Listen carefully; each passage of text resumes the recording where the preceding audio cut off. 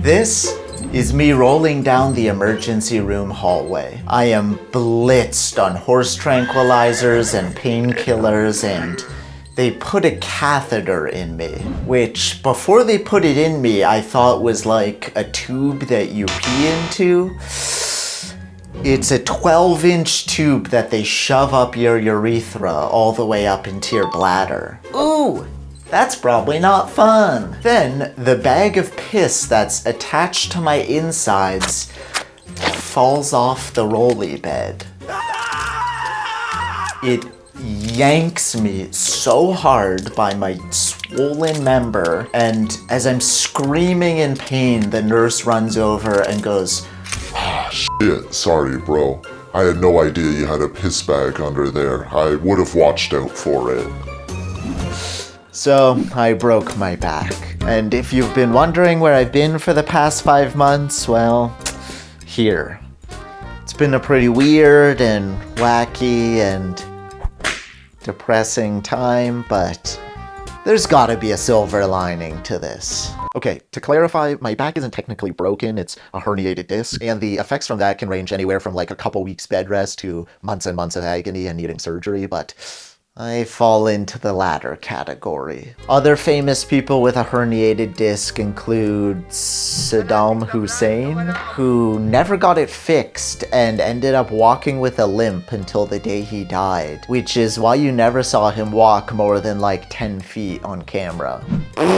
Talk about camera shy. How did this happen? Well, reckless behavior. I saw Rodney Mullen do this, so I tried to do this. I saw Simone Biles do this, so I tried to do this. I saw these guys doing this, so I tried this, and this, and this, and this, and this, and this, and this, and this, and this, and this. You get the idea. I would sit down and edit with terrible posture for 8 hours a day. And then after work, I would go outside and do sick-ass tricks with terrible posture. And I think this is what finally actually did it.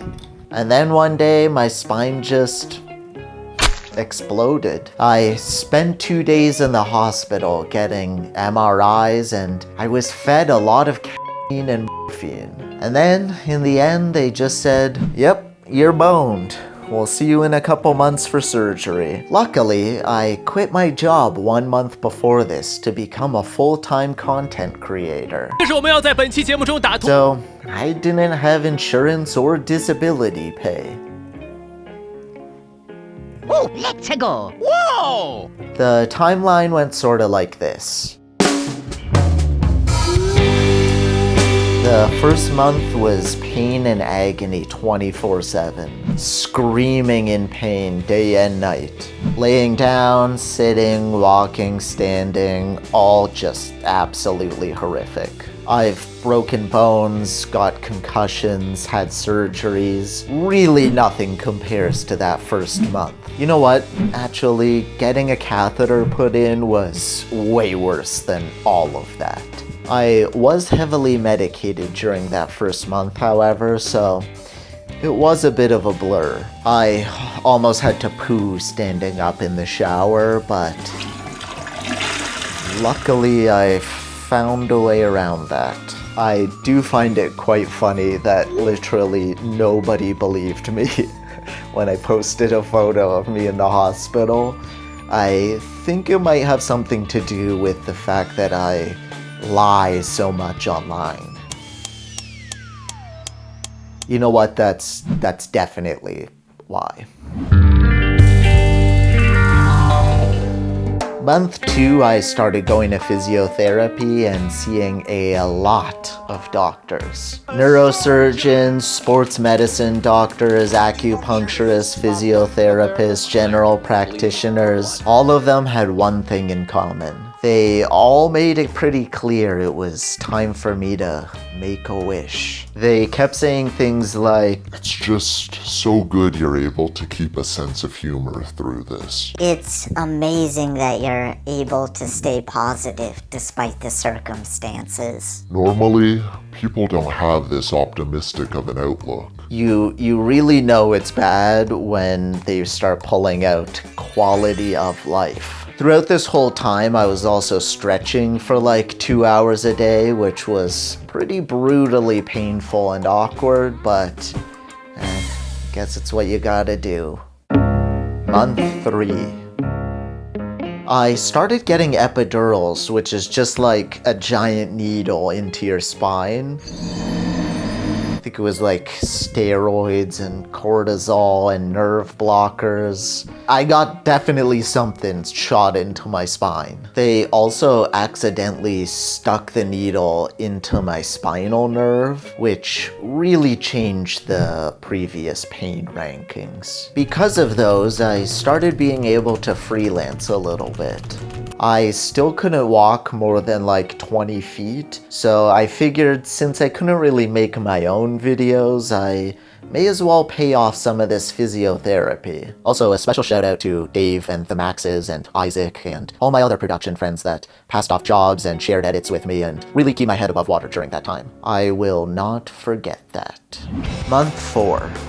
You know what? Scratch that. There is no way we are thanking people without dropping this next one. Start the Oscar music. Also, I'm gonna talk quietly because she's in the other room. Emma literally saved my fucking life. She cooked me every meal, dealt with my screaming all night long, dressed me, bathed me. She emptied my piss jars when I couldn't get up to go to the bathroom. There is no way I could have made it through this without her. I love you very much, and I will take care of you when I inevitably break your spine in our invitational charity wrestling match.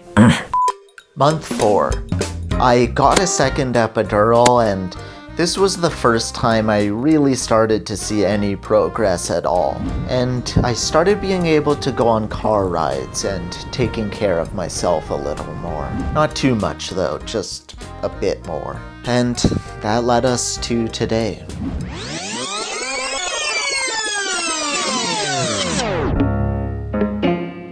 I have a surgery booked in 3 months from now. I still can't sit for shit, but walking and standing are a little bit better now. I have like the physical prowess of an 80-year-old, but like a really, really fit 80-year-old, if that makes sense. It's just so good you're able to keep a sense of humor through this. I am planning on getting back into making videos, but just expect things are gonna be a little slower for a while. Also, I've had nothing to do for like 5 months, so I do feel like I have some of my best ideas ever, so just stay patient. Lastly, thank you for all of the friends who came by and hung out with me throughout these months. People made me food and watched movies with me and sat beside me, and it did mean a lot. I really felt like one of those Victorian paintings.